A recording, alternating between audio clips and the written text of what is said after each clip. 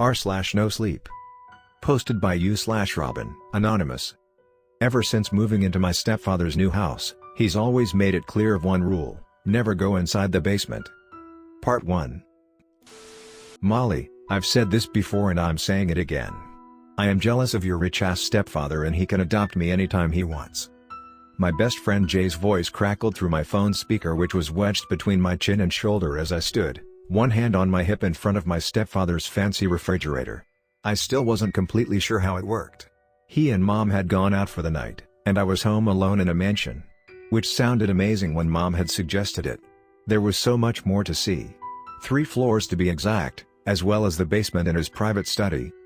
Benjamin Clayton, who had recently become my stepfather, was filthy rich. His $1 million mansion in the middle of nowhere was proof of that. The house was a series of rectangles constructed of steel and glass.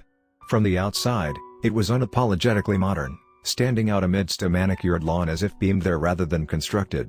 The roof was flat and there was no visible chimney. I could just about glimpse the glimmer of a pool on the top porch, chlorinated water sparkling in the late afternoon glow. My initial tour of the place had been limited, much to my disappointment. I was only allowed to see the glimpses, which was fairly basic.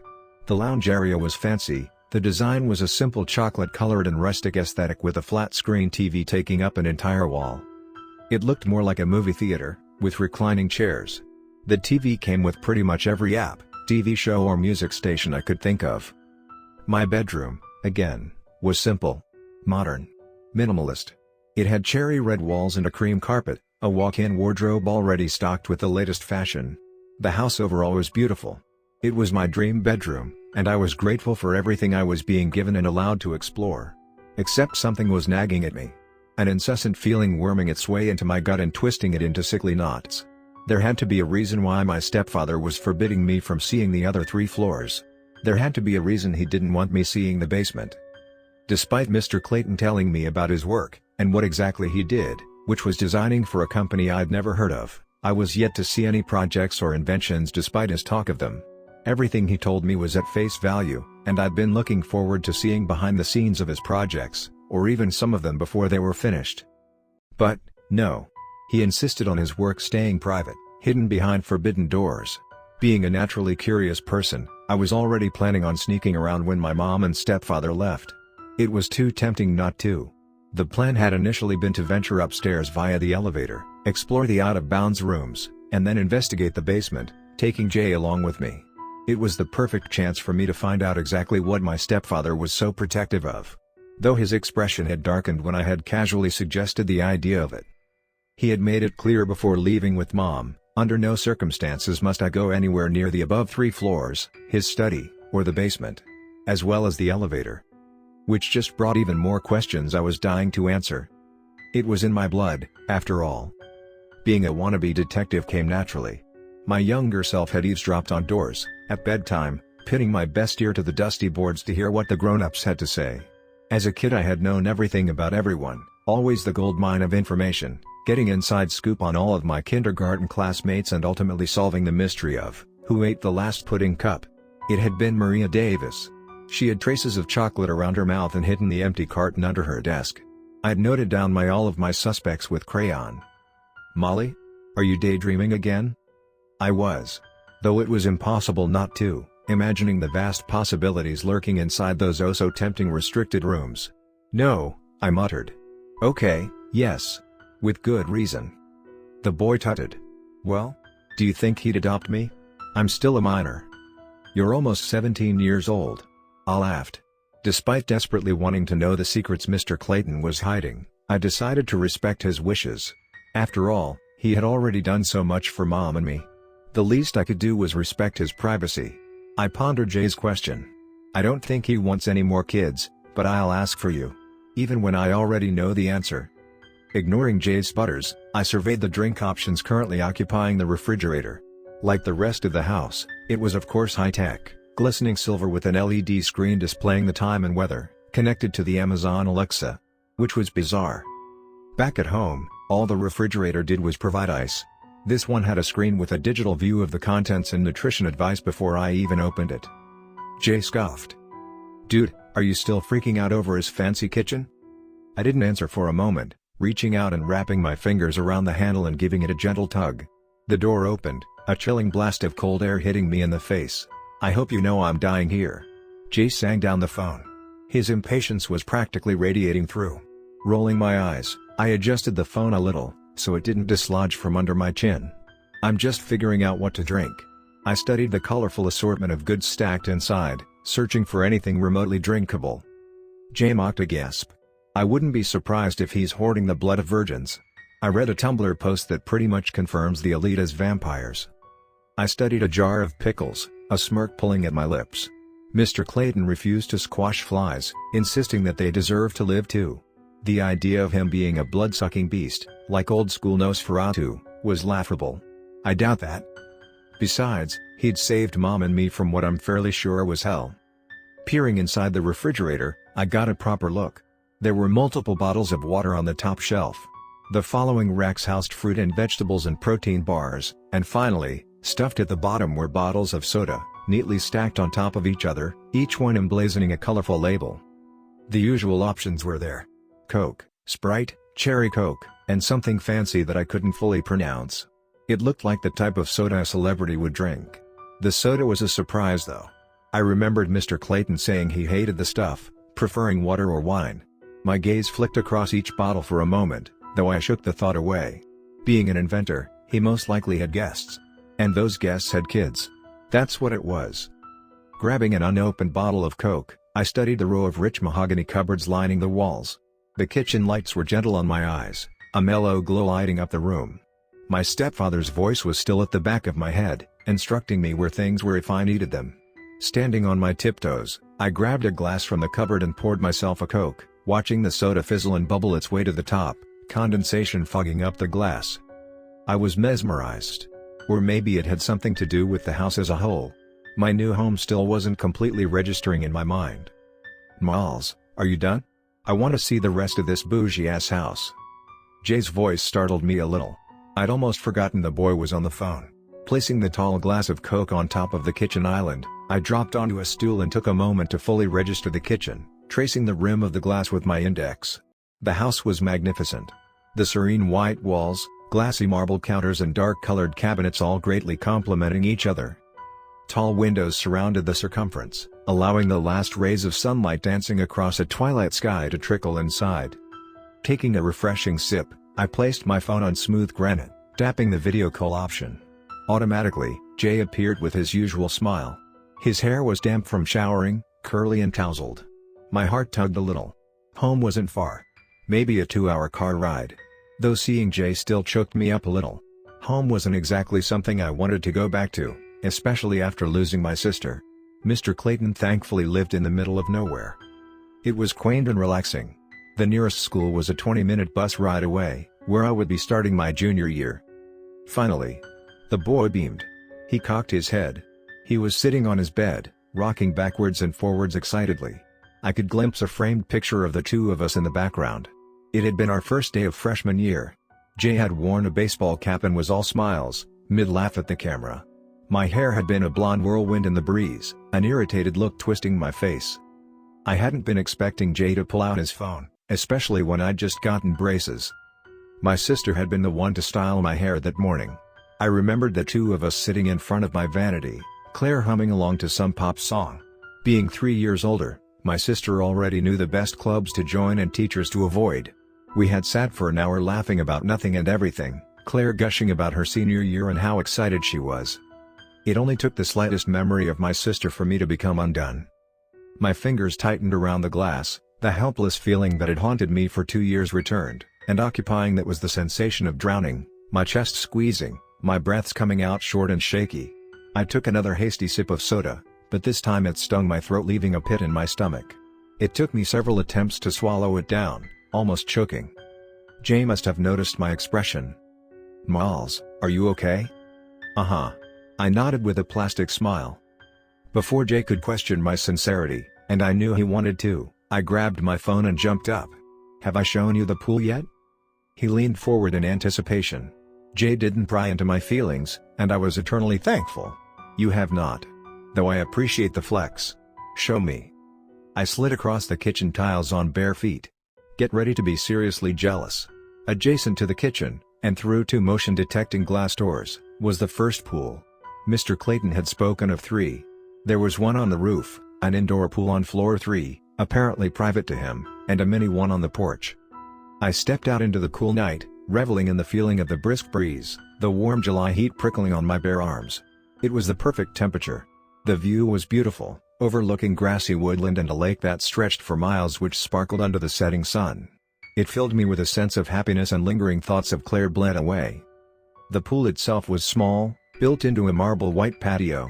I found myself standing on the edge, staring into my fragmented reflection. The resemblance I had to my sister was uncanny. We had the same bouncy blonde hair and washed-out blue eyes, and the narrow witch-like nose inherited from our father. I took a deep breath and sucked in lungfuls of cool air. Claire was dead. She had been for over a year, and I still saw her everywhere.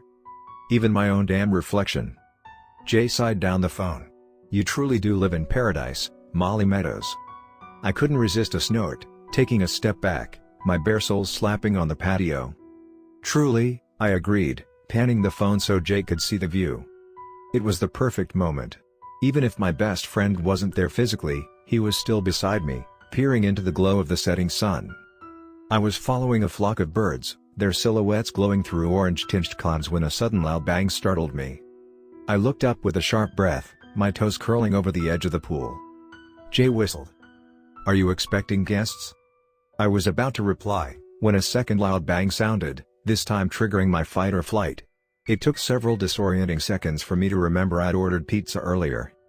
Tightening my fingers around the phone, I let out a breath of relief. "It's just the pizza guy." Jay tutted. "Pizza guy? How do you know it's not a pizza girl?" "You're not funny." The adrenaline that filled me almost sent me toppling into the pool. I left the porch quickly, making my way back into the kitchen and then through the alcove into the lounge, flinching when the lights followed me, flickering to life through each room. Quickening my steps, I peered at my phone. Jay had an odd smile on his face, and I rolled my eyes. "If you say anything embarrassing, I'm muting you straight away." He chuckled. "Cross my heart. Just make sure to angle me so I can hear the conversation." Another loud bang sounded. The guy was impatient. I hurried down to the main floor, practically throwing myself down the sleek wooden staircase. The main hallway was more like a foyer with a high ceiling and marble flooring, faux paintings of well-known classics plastering smooth, eggshell-colored walls. There was a sparkling chandelier hanging above, the type which definitely would kill me if it happened to fall in a Final Destination-type disaster. That was the kind of thing I thought about when I was home alone. When I finally opened the door, I found myself staring at a guy who was maybe in his early 20s. He was tall with spiky black hair sticking from a Pizza Hut cap, smooth golden skin glistening under the slivers of moonlight starting to bleed through the clouds. In his hands was a steaming cardboard box. The aroma of spicy cheese and pepperoni was comforting and homely, and my mouth watered. The pizza guy beamed. "I've got an extra cheese and pepperoni for Molly Meadows?" I nodded with a smile. "Yeah, that's me." "Sweet." The boy grinned. He tipped his head back, admiring the house. "Nice place," he murmured. "It took me 10 minutes to get through the gate." "Oh." I struggled to think of a response.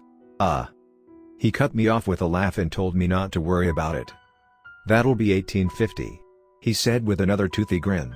"And a tip if you're feeling generous."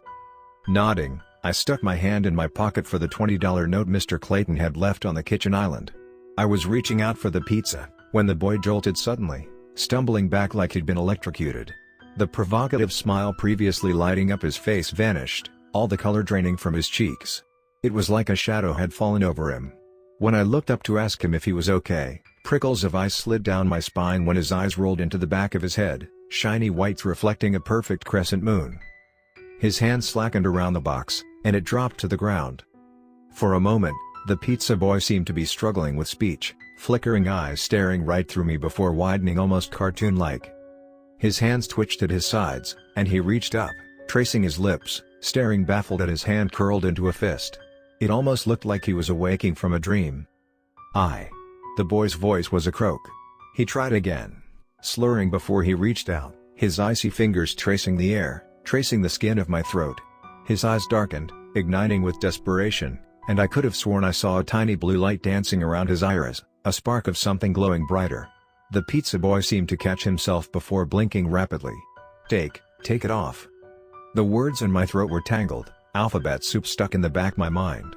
Even when his fingers grazed the curve of my throat where the gift from my stepfather sat against my flushed skin. The pizza boy's clawing hands seemed to hover before dropping limply back to his side. I knew the first signs of a stroke. Slurred speech and disorientation, the left or right side of the face beginning to droop. I wasn't sure about glowing eyes. Taking a shaky step backwards, I studied the boy. "Are you okay?" "Take it off," he repeated, his voice a monotone drone. His eyes were glazed over. Blank. "What?" My fingers grazed the edges of the necklace. It was always a comfort. Every time I was scared, the necklace was a sort of anchor. "I'm sorry, do you want me to call 911? I stared at him, waiting for the boy to spout more gibberish, or collapse. Because surely it was a stroke. Except he didn't pass out. The spark of blue in his eyes sizzled out and he blinked again, his expression creasing. For a moment he just frowned at me, life seeping into his eyes once again. "Wait, what?" The pizza guy let out a breath as if remembering how to breathe again. His eyes widened before his gaze found the pizza on the floor. Cursing, he bent over and grabbed the box, running a hand through his hair. "Oh shit. Sorry, I think I just had a brain blast." He laughed nervously, fingertips dancing across his temples. "Damn, I need to cut out the night drinking. You told me to take my necklace off." I was surprised by how strong my words were. Though the boy only cocked his head, his lips curled into a smirk. "I'm sorry, what?" He looked me up and down and raised a brow. "Aren't you like 16? It was my turn to laugh. Though it came out forced. Almost hysterical. Remembering the 20 still in my fist, I handed it over quickly with trembling hands. I willed my voice not to tremble. "You don't remember telling me to take my necklace off?" His eyes widened, his smile twisting into a scowl. "Is this some kind of joke?" He trailed off when a sliver of crimson pooled down the curve of his nostril. My stomach twisted. "Blood." The boy tenderly stroked his nose and grimaced when his fingers came back red. "Oh fuck. Brilliant. As if my night couldn't get any worse." He gave me one last look, before turning to leave. "Sorry about the pizza, dude. If it's squashed, just ring the restaurant and tell Lucas Myers told you to ask for a free one, alright? Just don't tell them about the brain blast, my boss is an ass." I struggled to find words. "Wait. Have a good night." The pizza guy was power walking away before I could question him properly. I made my way back inside on shaky legs. Placing the pizza box on a small cabinet by the door, I let out a sharp breath. "What was all that about?" Jay hissed from my pocket. "Did he give you the wrong pizza?" I swallowed hard and pulled out my phone. Jay was frowning at me. "Hey, can I call you back?" He nodded slowly. "Sure," his eyebrows creased with confusion. "Wait, what's wrong? Why are you taking your necklace off?" I hadn't noticed my hand grazing the clasp at the back of my neck. "I'm not," I said shakily, but I was, my nimble fingers tackling the silver clasp. "Look, I'll call you back, okay? I should probably get ready for bed." Jay snorted. "Sure," he said. "And by that, you mean to delve into unexplored territory? Didn't your stepdad specifically tell you not to go all Dora the Explorer?" I ignored him, heading up to the first floor where the elevator resided. One of Mr. Clayton's many rules was not to touch the elevator. I stabbed the green button before I could stop myself. The doors slid open, revealing 4 walls of shimmering glass. I stepped inside hesitantly. "Molly," Jay said, his tone for once was serious. "Are you sure about this? What if he's hoarding something super important and you trip over and break it?" "I'm just looking," I said again. The words didn't feel like mine, popping from my mouth before I could stop them. It was like I was on autopilot. "I'm just looking," I told myself. Just looking. My decision was made, despite every piece of me screaming it was a bad idea. When the elevator began to descend, I had to grasp onto the metal railing to stay upright. "Jay?" There was no answer. When I glanced at my phone, the FaceTime call had ended, all of my remaining signal, as well as Wi-Fi bars, vanishing. Ignoring my somersaulting stomach, I held my breath and stared at my shoes, so I didn't throw up. It's like every single part of me was screaming at me to go back upstairs. In a horror movie, I would be the one who died first. When the elevator dinged, I slipped my phone into my jeans. When the doors slid open, I hesitated for a moment before stepping out, shivering at the sudden blast of cold air sending slithers of ice creeping up and down my arms when my bare soles touched down on icy cold marble flooring. The basement was startlingly different from upstairs. My gaze found bland white walls and flooring. The smell of antiseptic hit me automatically. There was only one door. It stood in front of me and I was overcome with a sense of foreboding. It was bad news, my body and mind screamed. But something pulled me closer, my toes scathing cool marble flooring. The door was the gray of unburnished silver, dull and spotted with years of water damage. Where there should have been some fancy matching handle was only a square shaft of dark cold metal. I wrapped my fingers around it and gave it a half-hearted tug. The first thing I noticed was light. Blinding light. Shading my eyes, I stumbled further inside. When my eyes adjusted, I found myself standing inside a large room, half of it sectioned off by a glass wall. Something caught my eye. It was pulled at my feet. My necklace. I barely noticed it come undone. I bent down to grab it, but a voice stopped me, and I froze in place. "I wouldn't do that if I was you." The voice startled me. My vision blurred for a moment before I found the owner. A boy was sitting cross-legged on the other side of the glass wall, his head tipped back, unruly dark hair trickling into closed eyes. When I looked closer, I realized he was my age. Maybe a year older. The boy was slim. Unhealthy thin. Clinical white shorts and t-shirt practically hanging from his thin frame. Like me, he was barefoot. Before I could speak, his eyes flew open, and he offered me a wide, gleaming smile. It was as if he'd sensed me without even properly seeing me. "Oh wow," he chuckled. "Mr. Clayton finally brought us a new sister." I was stumbling over to the glass wall before I could stop myself, the tips of my fingers grazing the cool surface. "Who?" I sputtered. "Who the hell are you?" The raven-haired boy stood up and walked over, pressing his hands against the glass, matching my movement. He shrugged, tapping his chin. "Either Eminem or Obama. I'm not entirely sure." I almost laughed. "What?" "My name is none of your business." He pouted, sticking his tongue out like a kid. His tone was childish, definitely not matching his age. He looked like a senior, or maybe a freshman in college. Not to be invasive, I managed to gasp out, "But why are you locked in my stepfather's basement?" The boy shrugged. "That's also none of your business. The question is," I jumped when he slammed his hands into the glass. His voice was mocking. "Are you Mr. Clayton's new toy, I wouldn't mind someone new to play with." The boy's words were chilling, but I couldn't register them. "Not yet." I swallowed hard. Locking eyes with him, I realized he wasn't looking at me. His eyes were hollow, vacant of proper expression. "Are you?" I trailed off. The boy cocked his head. His fingers danced across the pane like he was playing the piano. "Am I?" I choked back a laugh. "Are you high?" He pressed his face against the glass. Despite his teasing smile, there was a crease between his brows, a noticeable curl in his lips. He was in pain, though I couldn't help wondering if he could truly feel it. "Are you low?" He chuckled, lips breaking out into a lucid grin. He was playing with me. Before I could speak, his eyes lit up. His head whipped round before looking back at me. "Oh. I get it. You're her." The raven had tipped his head back and laughed. "How did you get out?" 328. Something cold slipped down my spine. "What?" "Out." He chuckled. "You know, the opposite of in?" Ignoring the boy, I studied behind him, my gaze flicking to an explosion of red on the floor, crimson clashing with pristine white. It was almost beautiful, in a weird fucked up way. And then I realized what I was looking at. Behind the grinning boy, lying in a pool of cardinal, I was staring at an exact replica of myself.